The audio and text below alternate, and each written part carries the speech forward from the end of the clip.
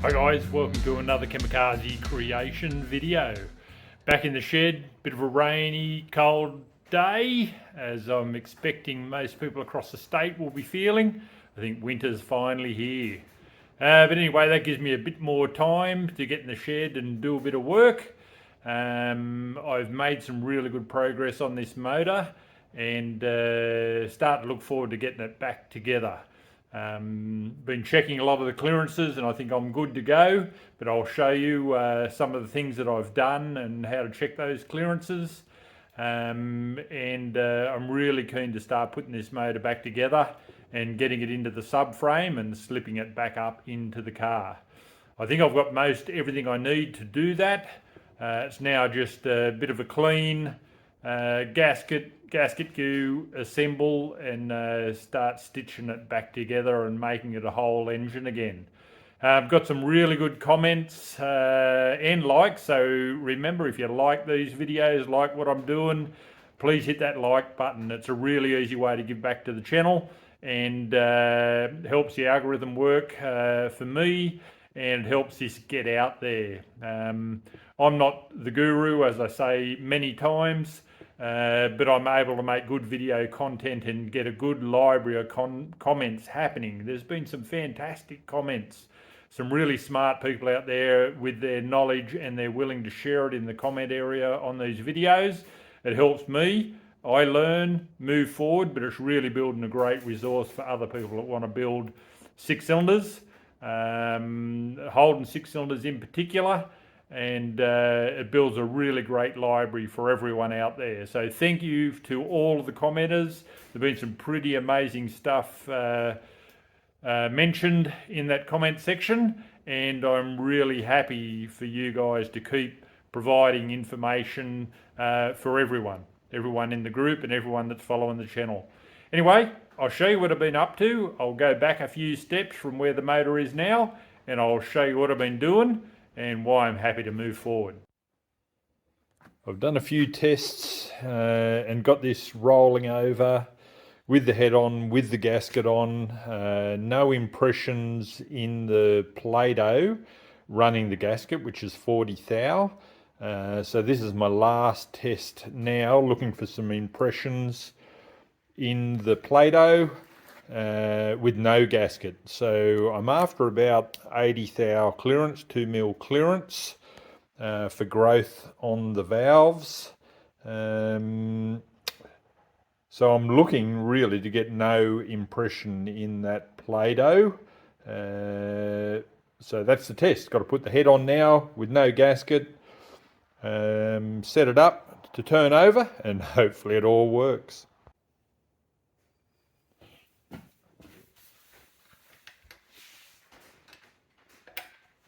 So I'm just going to run this through a revolution cycle of the motor and see how it goes.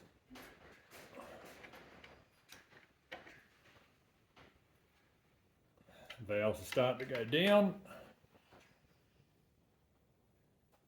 Nice, nothing impacting. And for the next, all the way down, and the engine's rotating over, which is great. I've basically got 0 clearance on those valves and push rods, and I think the cam says I should have about 20 thou clearance in operation. But now I'll take it off, have a look at the impact on the Play-Doh, and hopefully I've got clearance. So basically she looks pretty good. I can see where the chamber is coming across there, but other than that there is very little impact on that Play-Doh, which is awesome, which means I've got clearance, and I can start putting the whole thing together, which is absolutely brilliant. Means I can start moving forward with this motor, assembling it all up, getting the rest of the pistons in, the con rods in, and starting to get this thing together and in the car. Really happy with that result. So this, I originally did a test with the gasket on there, which gave me 40 thou. and there was no impact. And then I took the gasket out and did it again. I actually set this Play-Doh up. It's about 40 thou, probably a bit over that. I screwed it off more or less with the gasket on there, then took the gasket off and sat the head down on it, and still no impact, which theoretically gives me about 80 thou. I reckon it's probably a little bit over. So that's really awesome. Valve clearance to piston in operation with the cam, which theoretically should not have impacted. The biggest issue I had was the valves hitting on the side of the bore, because this is a 173, as you'll all know if you've been watching. And a few people said I've probably gone out a bit far on these, and I'm cool with that. I'm not really that concerned about the overall compression ratio. It was set up to be a bit over 10s, so it may be slightly under that now with those eyebrows, but they definitely do unshroud those valves.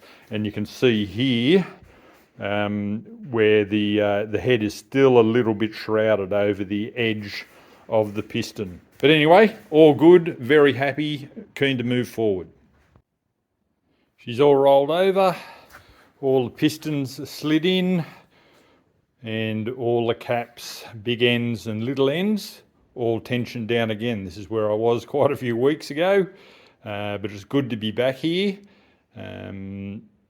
So we'll just keep moving forward. She looks good, she turns over really well. We've checked all those clearances, and we're on the build mode.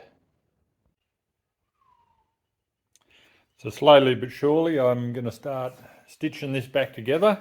I've put the timing cover on. I gave it a clean up this afternoon. Put a new seal in the timing cover, cleaned it all up, new gasket on, basically get that all set up so I can put the sump on in one go. And anyone that's built one of these will know this gasket's a pain in the neck, especially if you have to change the timing cover afterwards, which I had to do on this motor previously. So that's all coming together. I've got to give the sump a good clean up now, just double check everything and give the sump a good clean up. It's over here, sitting on the ground. So it needs a really good clean up and clean out, get rid of all the gasket material, and then I will fit that sump on, and I can start to rotate the engine over and start looking a little bit more at the valve geometry. I haven't really had a close look at that, but just wanted to get all of these impact zones fixed up. The old radiator over there, or new radiator, isn't for this. That's a new radiator for my LS1 one-tonner. So in a previous video I also talked about buying a new distributor. Someone said don't spend that sort of money, but anyway, these guys, Performance Distributors, built this for me. They build everything in-house, so it's based off a Bosch distributor with a Scorcher coil. And as you'll know, I'm running this engine standard because I'm going to most likely sell the old girl, put a bit of capital back in the bank, and fund a few other projects. So this is going to be running standard, coil, distributor, fuel pump, all that type of stuff. And that's why I've bought that to set it up. And I went down to the old auto shop earlier today, bought a couple more cans of the Chevy Red, so I can paint her all up and make her look nice, ready to go back into the car.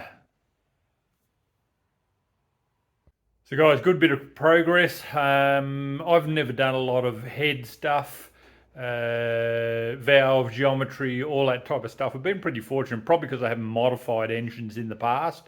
But checking all that stuff is pretty essential if you're running big valves, end decked blocks, and skim down heads and things like that. If you're going away from standard, it's really good to check those valve clearances, and I'm really glad I did it.